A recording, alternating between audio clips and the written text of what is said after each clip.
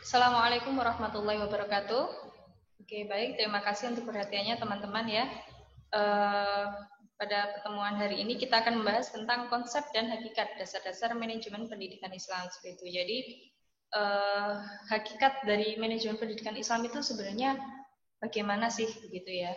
Nanti kita bisa simak di materi kita pada hari ini. Langsung saja kita lihat di sini. Oke, ini konsep dan hakikat dasar-dasar manajemen pendidikan Islam gitu ya.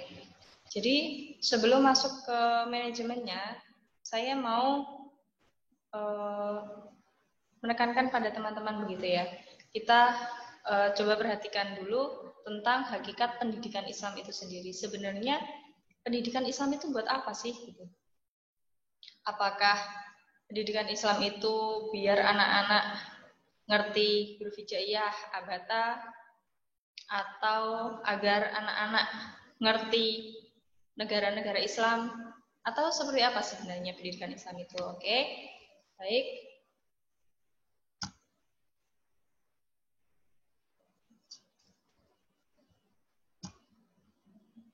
Ya. Nah, ini hakikat pendidikan Islam tujuannya adalah dua. Apa itu? Menjadikan manusia sebagai Abdullah dan sebagai Khalifatullah. Bukan sekadar Abdul atau Khalifah ya, tapi Abdullah dan Khalifatullah. Artinya adalah sebagai hamba Allah, sebagai abdinya Allah, dan sebagai khalifahnya Allah begitu. Nah, di sini ada hakikat pendidikan Islam sebagai seorang Abdullah begitu ya, tertera pada surat Ad-Dzariyat ayat 56. Dan aku tidak menciptakan jin dan manusia melainkan supaya mereka beribadah kepadaku. Artinya Allah menciptakan kita semua begitu ya. Bahkan bukan cuma kita, tapi juga bangsa jin gitu. Tidak ada yang lain kecuali untuk beribadah kepada Allah. Maka segala perbuatan kita gitu ya, segala macam sikap kita, semua pekerjaan kita itu tidak lain dan tidak bukan ditujukan untuk beribadah kepada Allah gitu. Tahu sekarang ya filosofinya kenapa setiap kita hendak mengerjakan apapun hendaknya kita berdoa gitu. Berdoa itu kan minimal bismillah gitu ya. Dengan nama Allah. Nah, di situ sebenarnya ada makna yang sangat dalam gitu ya. Ada makna yang sangat dalam bahwasanya dalam setiap nafas kita, dalam setiap perbuatan kita, dalam setiap ucapan kita itu berdasar dengan nama Allah. Nah, dengan begitu baru seseorang bisa dikatakan sebagai Abdullah. Ketika setiap nafas mereka, sikap mereka, ucapan mereka semua sudah didasarkan pada Allah begitu ya.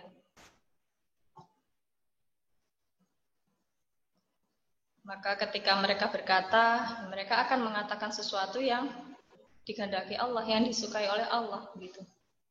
Ketika mereka berbuat, ya mereka berbuat sesuatu yang memang yang diperintahkan oleh Allah. Nah, itu. Kemudian yang kedua adalah sebagai Khalifatullah. Khalifatullah, pemimpin di muka bumi, pemimpin sebagai pengelola bumi gitu ya. Dan ingatlah ketika Tuhanmu berfirman kepada para malaikat, aku hendak menjadikan khalifah di bumi. Mereka berkata, apakah engkau hendak menjadikan orang yang merusak dan menumpahkan darah di sana, sedangkan kami bertasbih memujimu dan menyucikan namamu? Lalu Allah berfirman, sungguh aku mengetahui apa yang tidak kamu ketahui. Allah sangat percaya gitu. Allah percaya bahwasanya kita manusia bisa menjadi khalifah di muka bumi gitu. Bisa menjadi khalifah yang dipercaya oleh Allah, yang diutus oleh Allah begitu ya. Untuk menjaga bumi gitu. Dan surat Al-Baqarah ayat 30. Nah, kemudian bagaimana seseorang itu bisa menjadi seorang khalifah di bumi? Sedangkan bahkan malaikat dan Dan iblis pun ketika di surga mereka meragukan begitu ya. Sampai bertanya, apakah engkau hendak menjadikan orang yang merusak dan menumpahkan darah di sana begitu kan? Artinya kan mereka meragukan begitu. Bisa nggak sih manusia menjadi khalifah seperti itu kan? Nah, di sini. Lalu gimana caranya? Nah, maka dari itulah betapa pentingnya pendidikan Islam gitu ya. Untuk apa? Untuk menjadikan manusia sebagai Abdullah yang utuh dan membekali manusia untuk menjadi seorang khalifatullah seperti itu. Nah, pendidikan Islam. Bukankah ketika ini ya, ketika di surga itu, ketika penciptaan Adam, Nabi Adam itu diajari begitu kan, dididik, tidak serta-merta bisa begitu kan. Tapi Allah sudah memberikan pengetahuan pada Nabi Adam sehingga Nabi Adam tahu banyak hal yang tidak diketahui oleh iblis. Gitu. Nah, itulah fungsinya pendidikan begitu ya. Nah, kemudian masuk ke manajemen. Manajemen itu apa? Saya kasih simpelnya gitu ya untuk teman-teman bahwasanya manajemen itu adalah seni dalam mengelola. Seni untuk mengelola sesuatu. Maka kalau manajemen pendidikan Islam, otomatis dia berarti seni dalam mengelola sebuah pendidikan Islam. Kenapa dikatakan seni? Ya, karena dalam mengelola itu tidak sembarangan gitu ya. Enggak kok asal jalan kayak gitu. Enggak yang penting kan sekolahnya jalan, misalkan dalam sekolah gitu ya. Yang penting sekolahnya jalan, ada murid masuk kelas, kita pelajaran, udah selesai pulang, kan tidak seperti itu. Apalagi dalam pendidikan Islam yang berdasarkan pada nilai-nilai Islam seperti itu. Maka seni dalam mengelola sebuah lembaga itu tadi harus ada dasarnya gitu ya. Apakah dasarnya untuk profit, untuk keuntungan semata, ataukah dasarnya agar sekolah ini punya banyak siswa, atau agar lembaga pendidikan ini diakui oleh banyak orang? Nah, dasarnya harus jelas. Ataukah lembaga ini ingin mencetak generasi yang sesuai dengan dasar pendidikan Islam tadi? Nah, ini diperhatikan.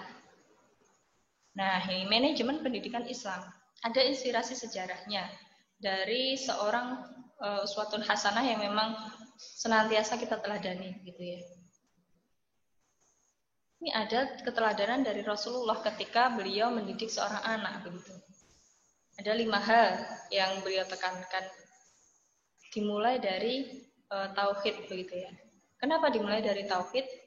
Tauhid ini menjadikan anak memiliki keimanan yang kuat sehingga jiwanya tunduk pada Allah. Nah, ketundukan hati dan jiwa pada Allah ini merupakan dasar utama bagi seorang muslim gitu ya. Kenapa begitu? Yang namanya hati, yang namanya jiwa, kalau sudah tauhidnya kenceng gitu ya, udah segala sesuatu disandarkan pada Allah seperti itu kan. Imannya sudah kuat begitu. Otomatis apa yang dia lakukan tidak akan menyimpang dari perintah Allah begitu kan. Nah, itulah kenapa tauhid selalu menjadi fondasi utama dalam pendidikan Islam. Ya, jadi yang utama adalah tauhid. Ketika Rasulullah berdakwah begitu ya di Mekah, apa yang pertama didakwahkan? Apakah Rasulullah langsung menyuruh sahabatnya untuk sholat? Tidak. Ketika berdakwah, mula-mula yang didakwahkan adalah ya syahadat. Asyhadu alla ilaha illallah wa asyhadu anna Muhammadar Rasulullah. Yang diajarkan adalah syahadat. Pertama-tama mereka harus mengakui dulu. Mereka harus mengakui bahwasanya Allah itu satu. Ilah sesembahan itu satu, ya Allah. Dan Muhammad itu adalah utusan Allah. Tauhidnya harus lurus dulu. Harus kuat dulu. Ketika mereka benar-benar mengakui dengan segenap hati, pikiran, perkataan, perbuatan, mereka sudah mengakui ketauhidan Allah gitu ya. Mereka sudah mengakui bahwasanya Nabi Muhammad lah sosok yang diturunkan oleh Allah sebagai teladan kita begitu. Maka hatinya akan tunduk begitu ya. Maka akan lebih mudah untuk memberikan pendidikan yang lain-lain dibandingkan mereka gimana kita mau menyuruh mereka sholat kalau mereka belum percaya pada Allah gitu ya. Mereka akan terus bertanya untuk apa kita sholat gitu. Nah, seperti itu. Kemudian yang kedua adalah akhlak. Ya, setelah mereka mengakui mereka sudah tunduk jiwa dan hatinya kepada Allah. Yang kedua adalah penanaman akhlakul karimah. Nah, teladan diberikan untuk membentuk akhlakul karimah, dan teguran menjadi salah satu cara untuk meluruskan kesalahan.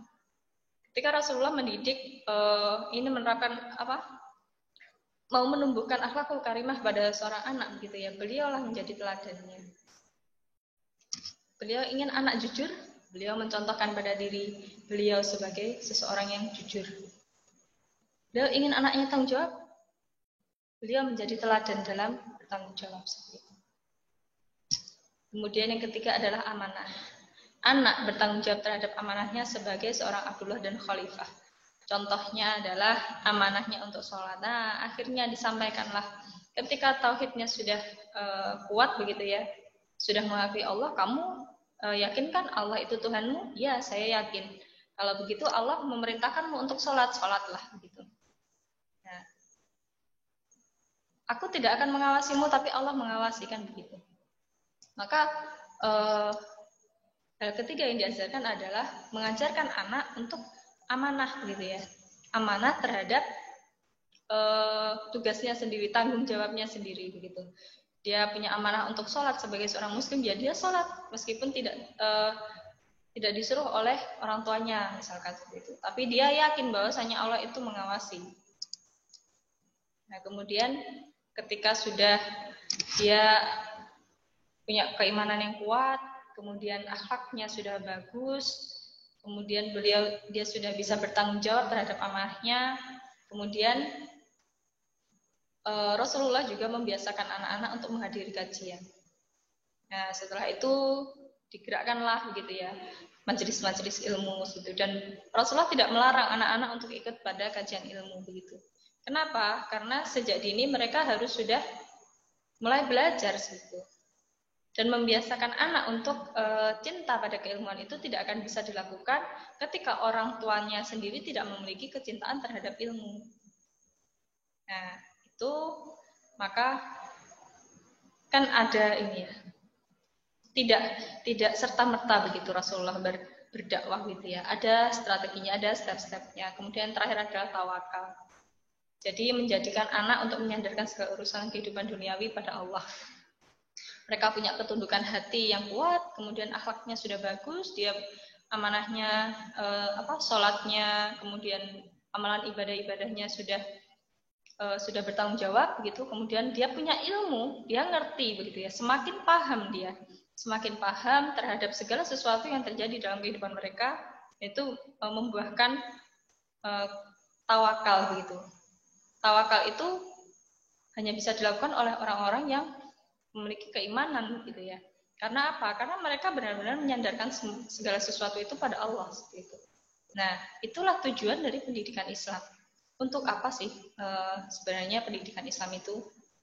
Nah, lalu bagaimana seninya untuk mengelola pendidikan Islam ini? Itu dibahas dalam manajemen pendidikan Islam. Oke, itu adalah dasar dari sirah begitu ya.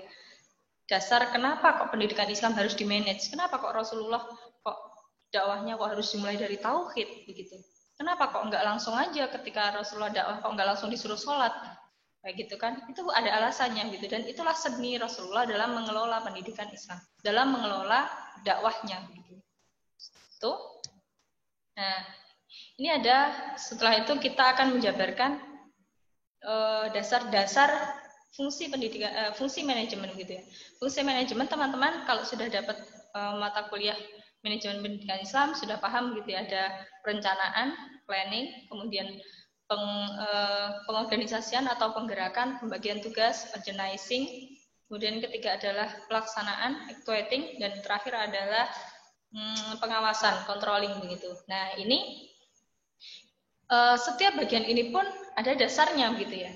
Jadi ketika memanage sesuatu, Allah tidak manajemen itu tidak kok lantas nggak punya dasar begitu. Jadi sebenarnya Rasulullah itu dulu sudah mencontohkan bahwa dalam berbagai macam bentuk pengelolaan apapun itu pasti ada manajemennya, ada strateginya seperti itu ya. Oke, ini. Nah, yang pertama ini, fungsi manajemen pendidikan perspektif Islam. Yang pertama adalah perencanaan. Nah, perencanaan ini ada dalam surat Al-Hasyr ayat 18. Nanti teman-teman bisa buka. Gitu. Artinya seperti ini. Bisa dikoreksi sendiri. Hai orang-orang yang beriman, bertakwalah kepada Allah dan hendaklah setiap diri memperhatikan apa yang telah diperbuatnya untuk hari esok atau hari akhirat. Dan bertakwalah kepada Allah, sesungguhnya Allah Maha mengetahui apa yang kamu kerjakan. Jadi ayat ini mengingatkan manusia untuk memperhatikan gitu. Lihatlah apa yang kamu kerjakan untuk hari esokmu. Kamu tahu kan kalau ada akhirat begitu. Ada hari esok begitu. Ada hari di mana kamu harus mempertanggungjawabkan semua yang kamu lakukan. Nah, maka dengan begitu perhatikanlah begitu ya. Maka harus ada perencanaan gitu. Kamu rencanakan hidupmu nanti akan seperti apa sehingga untuk menyambut hari esok, hari akhirat itu kalian sudah siap. Dan ini ada contoh juga perencanaan yang dicontohkan oleh Rasul begitu ya. Ada perjanjian Hudaybiyah. Teman-teman mungkin sudah banyak yang tahu ya isi perjanjian Hudaybiyah begitu. Jadi itu kisahnya dulu ketika Rasulullah dan orang-orang para sahabatnya begitu ya hendak melakukan umroh, kan Rasulullah sudah berada di Madinah pada saat itu. Beliau bersama dengan pasukannya hendak ke Mekah melakukan umroh. Apa yang dilakukan kaum kafir Quraisy menghalanginya gitu ya. Nggak boleh, pokoknya Rasulullah dan kaumnya nggak boleh umroh, nggak boleh masuk Mekah kayak gitu. Nah, dengan pasukan kafir Quraisy yang begitu banyaknya begitu ya, mereka siap dong untuk menghalangi gitu. Nah, dengan pasukan Muslim pun yang seadanya begitu ya, Rasulullah juga siap begitu. Kalaupun memang mereka nanti harus diserang, kemudian mereka harus mempertahankan diri, mereka siap begitu ya. Tapi apa yang terjadi? Justru kaum kafir Quraisy itu yang jumlahnya banyak, mereka takut begitu ya. Mereka takut terhadap semangatnya orang-orang Muslim begitu. Maka akhirnya mereka mengadakan perundingan gitu. Melakukan perundingan yang hasilnya itu oleh kaum Muslim yang mengikuti Rasulullah, mereka merasa ini nggak adil Rasulullah begitu. Apa hasilnya adalah mereka kaum kafir Quraisy dengan kaum Muslim mengadakan gencatan senjata selama 10 tahun. Yang pertama. Kemudian yang kedua, mereka baru boleh umroh tahun depan, nggak boleh sekarang, disuruh pulang balik begitu ya. Kemudian yang ketiga ini yang paling yang paling membuat mereka kaum muslimin merasa ini nggak adil gitu. Di situ tertulis bahwasanya ketika ada orang Mekah, orang yang ada di Mekah mau melarikan diri ke Madinah menuju pada Rasulullah, mereka wajib dikembalikan. Tapi kalau ada orang dari Madinah pergi ke Mekah, mereka ya harus stay di Mekah, udah nggak boleh dikembalikan ke Madinah begitu. Mereka merasa loh kalau begitu orang kita lama-kelamaan akan habis, bisa aja habis gitu ya. Kalau orang Madinah ke Mekah nggak boleh dikembalikan gitu. Sedangkan orang dari Mekah ke Madinah mereka harus disuruh balik begitu kan. Tapi Rasulullah tidak berpikir seperti itu begitu ya. Rasulullah sudah merencanakan itu sematang mungkin. Kenapa beliau berani mengambil keputusan itu begitu ya? Karena ketika orang Mekah ke Madinah kemudian diterima, itu akan mengakibatkan peperangan yang jauh lebih besar begitu. Dan justru ternyata orang-orang Mekah yang dikembalikan itu tadi, mereka malah melarikan diri dan pergi ke kabilah-kabilah yang lain begitu. Dan mereka lah menjadi dai-dai begitu ya, yang membuat Islam itu ternyata kemudian semakin menyebar. Tapi bagaimana ketika orang yang dari Madinah melarikan diri ke Mekah, kenapa nggak boleh dikembalikan kok diterima gitu? Karena Rasulullah berpikir begitu ya. Loh, untuk apa kita menahan ketika orang dari pihak kita mereka pergi ke kafir Quraisy, kok kita harus kita tahan? Kalau dia sudah murtad ya sudah, biarkan saja dia kembali gitu. Karena ketika dia ada di dalam, mereka hanya akan menjadi duri dalam daging. Nah, selain itu, ini adalah sebuah keberuntungan begitu ya bagi kaum muslim. Kenapa? Karena mereka sebenarnya sudah menang begitu, tanpa harus perang, tanpa harus mengeluarkan darah begitu kan ya. Nah ini nanti kalian bisa baca di sini ya perencanaan yang dilakukan Rasulullah. Nah Kemudian yang kedua adalah bab pengorganisasian organizing. Dan berpeganglah kamu semua kepada tali agama Allah dan janganlah kamu bercerai-berai. Dan ingatlah akan nikmat Allah kepadamu ketika kamu dahulu bermusuh-musuhan, maka Allah mempersatukan hatimu lalu menjadikan kamu karena nikmat Allah. Dan sebagainya sampai bawah. Yang ditekankan adalah dan berpeganglah kamu semuanya pada tali agama Allah dan janganlah kamu bercerai-berai. Nah, jadi mengorganisasikannya, menggerakkan itu ya harus berpegang pada satu komando begitu ya. Satu komando, jangan mencar sendiri-sendiri, jangan berpencar-pencar sendiri-sendiri. Leader harus bisa mengorganisasikan anggotanya begitu ya, harus bisa menggerakkan anggotanya sehingga mereka tidak kerjanya tuh enggak sendiri-sendiri. Mereka sudah pada porsinya masing-masing, sudah pada posnya masing-masing, dan mereka sudah siap dan semangat untuk bergerak. Gitu. Dicontohkan dalam perang Uhud begitu ya. Ketika pasukan Islam pimpinan Nabi Muhammad SAW berhadapan dengan angkatan perang kafir Quraisy di dekat Gunung Uhud.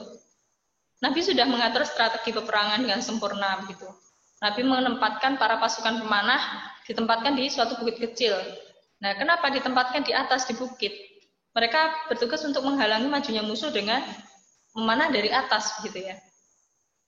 Nah, pada saat itu berhasil mereka begitu ya. Beberapa orang pemanah itu ketika ditempatkan di atas mereka berhasil begitu. Nah, akhirnya setelah itu kan orang-orang kafir Quraisy kalah, mereka mocar-macir begitu kan. Nah, satu kesalahan di sini adalah ketika para pemanah muslim itu tadi kemudian tergiur oleh ghanimah, oleh harta-harta musuh yang bergelimangan begitu saja gitu ya. Akhirnya mereka meninggalkan pos-pos mereka. Nah, mereka turun, akhirnya strateginya sudah berantakan dan kemudian mereka nyaris dan mereka Rasulullah benar-benar terluka parah dan nyaris saja meninggal gitu ya. Dan sudah itu korbannya kaum muslimin banyak gitu kan. Akhirnya kalah. Nah, itulah kenapa kita harus tetap berada pada pos-pos organisasinya. Gitu. Ketika kalian sudah diorganisasikan, sudah dibagi pekerjaannya, ketika sudah mulai siap untuk digerakkan, ya sudah lakukan tugasmu dengan baik begitu. Jangan sampai bahasanya nyelintut sendiri begitu. Akhirnya begitu, berantakanlah semuanya di akhir begitu ya. Kemudian yang ketiga adalah pelaksanaan. Sebagai bimbingan yang lurus untuk memperingatkan siksaan yang sangat pedih dari sisi-sisi Allah dan memberi berita gembira kepada orang-orang yang beriman yang mengerjakan amal soleh bahwa mereka akan mendapat pembalasan yang baik. Al-Kahfi ayat 2. Nah, dalam pelaksanaannya seorang pemimpin harus menjadi teladan begitu ya. Dia menjadi contoh untuk para anggotanya. Nah, seperti yang kita lihat dalam kepribadian Nabi Muhammad begitu ya. Ketika beliau memerintahkan suatu pekerjaan, pasti beliau menjadikan dirinya sebagai model gitu, sebagai teladan gitu ya. Karena apa? Rasulullah itu adalah Al-Quran yang hidup gitu. Jadi segala sesuatu yang ada pada diri Rasulullah itu merupakan cerminan Al-Quran seperti itu. Jadi ketika seseorang menjadi pemimpin, maka jadilah dia seorang teladan. Dengan begitu anggota itu akan merasa lebih semangat begitu ya untuk bekerja gitu. Kenapa? Ya, karena pemimpin bisa memberikan teladan yang baik gitu.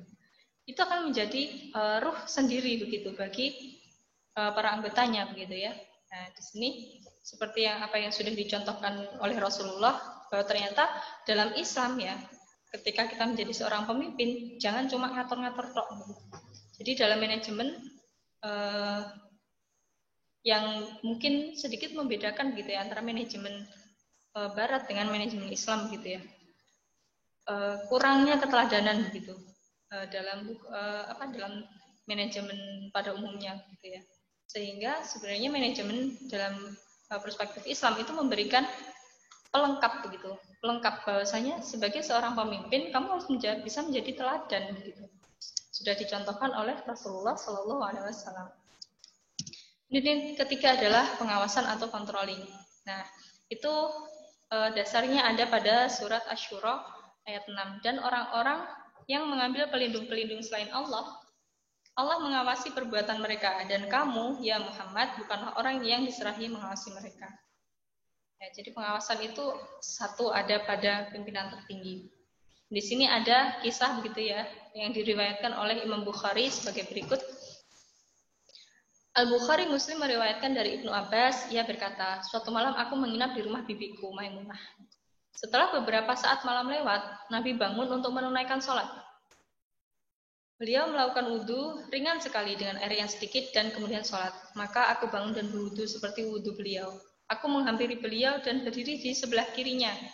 Beliau memutarku ke arah sebelah kanannya dan meneruskan sholatnya sesuai yang dikehendaki Allah. Nah, artinya di sini ada kontrol begitu ya. Sebagai seorang pemimpin ada kontrol. Ketika anggotanya salah, ya dibimbing, dibenarkan pada posisi yang benar begitu ya. Jadi upaya pengawasan Nabi Muhammad terhadap Ibnu Abbas yang melakukan kesalahan karena berdiri di sisi kiri beliau tadi saat menjadi makmum itu adalah dengan langsung memberikan bimbingan, membimbing kemudian membenarkan posisi dia yang salah seperti itu. Jadi ketika menjadi seorang pemimpin enggak kok karena dia salah ya sudah serta-merta dihukum, atau biasanya karena menjadi seorang pemimpin itu kadang ini ya, kita merasa banyak pemimpin yang merasa dia sudah pada posisi yang paling baik begitu. Padahal sesungguhnya posisi tidak sebagai seorang pemimpin bukan seperti itu. Pemimpin itu bukanlah seseorang yang harusnya merasa paling baik. Tapi pemimpin itu harus bisa menjadikan baik orang-orang yang dipimpinnya begitu. Dan dia juga harus bisa memberikan semangat pada orang-orang yang dipimpinnya sehingga mereka merasa sebagai orang-orang yang hebat dan mereka bisa mengerjakan pekerjaannya dengan baik seperti itu kan. Maka dibimbinglah gitu ya, dibimbing dibenarkan seperti itu. Tidak perlu merasa bahwasanya pemimpin harus yang paling baik begitu, sehingga tidak boleh ada anggota-anggota yang bisa lebih baik daripada dia seperti itu. Ya, ini jadi ada fungsi manajemen, ada 4 itu tadi. Itu tadi beberapa contoh dasar-dasarnya saja begitu ya. Nanti teman-teman bisa mencari referensi lain bahwasanya dalam kehidupan yang dulu gitu ya, Rasulullah dan sahabatnya, kemudian dalam Al-Quran, hadis itu sebenarnya sudah banyak disiratkan tentang manajemen gitu ya, tentang pengelolaan untuk mencapai apa? Mencapai pendidikan Islam yang diharapkan begitu. Nah, itu nanti bisa teman-teman silahkan mencari-cari lagi, baca-baca lagi, sehingga ketika nanti teman-teman mungkin menjadi seorang praktisi dalam dunia pendidikan Islam, teman-teman paham begitu ya, visi apa yang harus kalian bawa, kemudian bagaimana misinya seperti itu. Jadi teman-teman sudah tidak disorientasi lagi begitu ketika berada di sekolah Islam misalkan. Apakah karena ini sekolah Islam, yang penting ya brandingnya Islam begitu, atau ya yang penting kan kita tampilannya Islami seperti itu. Apakah seperti itu ataukah bagaimana? Silahkan nanti teman-teman eksplor lagi gitu ya, untuk sebagai bekal kalian, siapa tahu menjadi praktisi pendidikan Islam.